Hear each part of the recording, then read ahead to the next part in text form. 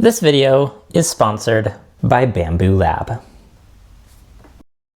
As a photographer, a content creator, and just all-around camera nerd, a 3D printer has been one of the most life-changing pieces of equipment I've ever purchased. The Bambu Lab P2S here is my daily driver. It's nothing super fancy, it doesn't have dual extruders or anything like that, but it's just a workhorse. I throw 3D prints at this thing all day, every day, and it never skips a beat.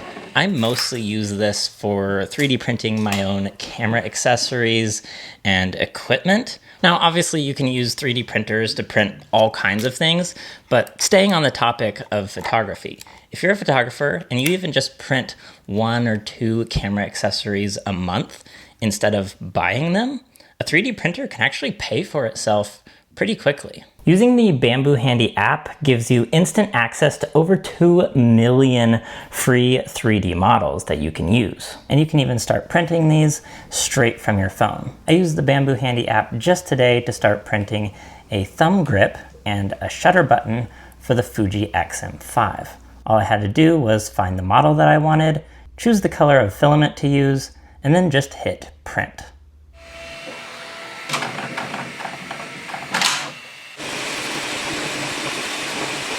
Once you've got your printer running, you can access all of the controls from the touchscreen on the printer itself, or you can continue to monitor the print and control everything from your phone. So right here, I can see I have 6 minutes left on this print. It's on layer 140. If something went wrong, I could either hit pause or stop, and I could know that something went wrong because I actually have a live feed from inside the printer right here. And this is all running through my Wi-Fi, so I could even monitor this while I'm out of the house. The Bambu Handy app is the perfect way to get started with your first 3D print, and for some people, it's all they'll ever need. But for me, it just gave me a taste of what 3D printing was capable of, and then I fell deep into the rabbit hole of learning how to 3D model my own designs. And then I kind of got obsessed and spent thousands of hours learning how to do it really, really well, so that I could not only have products that I designed for myself, but products that are good enough that I could sell them. So here's just a few of the things that I've designed recently, starting off with this. I'm always seeing people holding their little wireless mics like this, which is perfectly fine and functional, but it's a little weird. So I designed this mic grip handle that my wireless microphone can go inside of. And this makes it look and function more like just a regular old traditional mic. It's got a nice texture on the handle, and this is compatible with pretty much most wireless mics. I've got the DJI Mic Mini on here right now, but it works with the original DJI mic, and it even works with the new Insta360 Mic Pro. Now you got this sweet looking microphone instead of just awkwardly holding your tiny little wireless mic. This machine has auto calibrations and built-in monitoring systems that ensure that I get great prints every time with very little to no manual calibrations. I don't have to constantly finesse temperatures and flow rates, which means that everything just happens automatically, so I can spend more time making things. Most of the things that I design for 3D printing are to solve problems, and this is a problem. So I made an SD card holder desk organizer for both micro SDs and full-sized SD cards. Now, there's a ton of desk organizers and carrying cases for SD cards on the internet, but the beauty about 3D printing is the ability to design things for your very specific use case. And in this scenario, all of the travel cases I could find didn't hold enough SD cards, and none of the desk organizers that were big enough had lids. And I want to be able to put my SD cards in my desk drawer here, and if they get jostled around, I don't want all the SD cards flying around, and if something gets set on top of them, I don't want them to get scratched up. So I designed mine to have a lid. This can go on top and hold all of the SD cards in place so they won't fall out. And then when the lid is off, it attaches on the bottom. So that way you don't just have a stray lid floating around.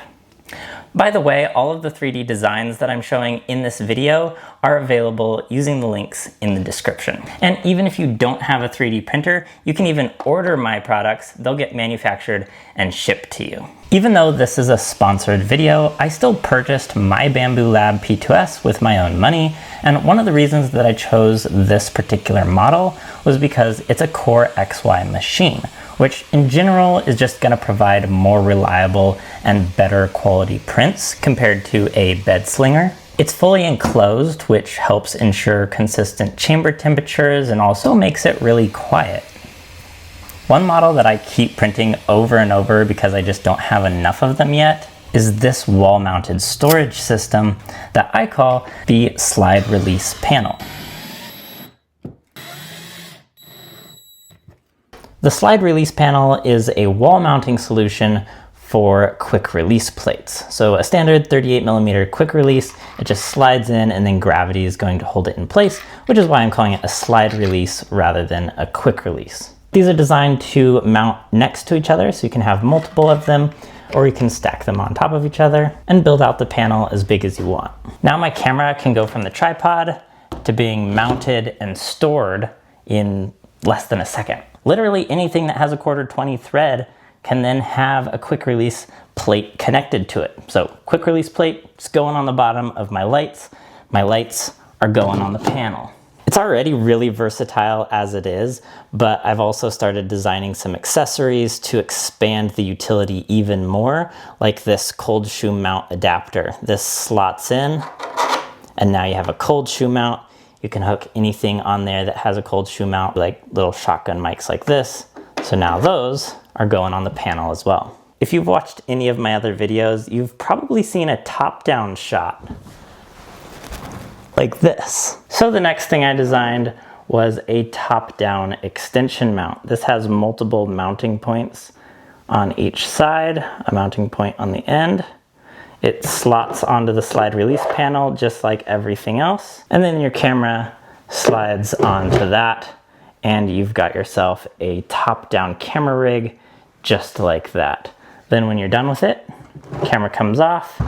And then the extension mount also has an additional mounting point on the side here, so it can store on the slide release panel flat against the wall where it's not taking up space when you're not using it.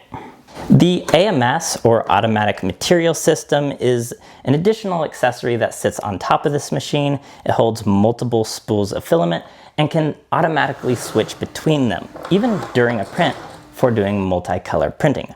But that's one thing that I think people misunderstand about the AMS, is that it's not just for doing multicolored prints. I actually rarely ever do multicolored prints, but I still think the AMS is well worth having because I switch between colors for different things. I may print one object in red and then the next thing that I'm printing might be in blue. And if I have to manually load a spool of filament onto the external spool holder, that'll take me a solid 5 minutes of manual labor to actually get it all hooked up. Whereas with the AMS, I can just drop in a spool, close the lid, and now the machine will actually do the work of loading the material when I want to use it. And on a busy day of printing, having to do manual spool switches could quickly add up to 30 minutes of my time. So that's where I think the AMS actually is really worth it for me, even though I don't do multicolor prints.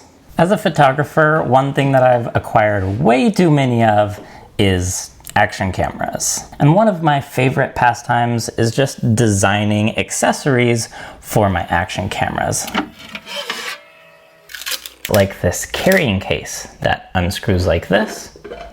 And the inside is perfectly shaped to fit the Mission 1, a spare battery, 2 micro SD cards, and then there's a nice big space here in the back. You could use it to like put the lens hood that comes with the Mission 1 Pro, and then the lid screws back on. And now you've got everything packed away, ready to travel. I also modified this design to make it compatible with the Insta360 Ace Pro 2, which can even fit in here regardless of which one of the Pro lenses you have attached to the front of it. And I also made a similar kind of travel case for the Insta360 Luna Ultra as well. But out of all the designs I've made, by far my favorite is the macro lens attachment for action cameras. I designed this a long time ago and I've just continued to update it as new action cameras come out. Most recently, I made it compatible with the GoPro Mission 1 Pro. And this allows the camera to focus on objects that are really close to the camera. But I've already made a video about this, actually multiple. So if you want to check those out, click on one of these videos over here. If you enjoyed this, check out my channel, maybe subscribe, and I'll see you in the next one.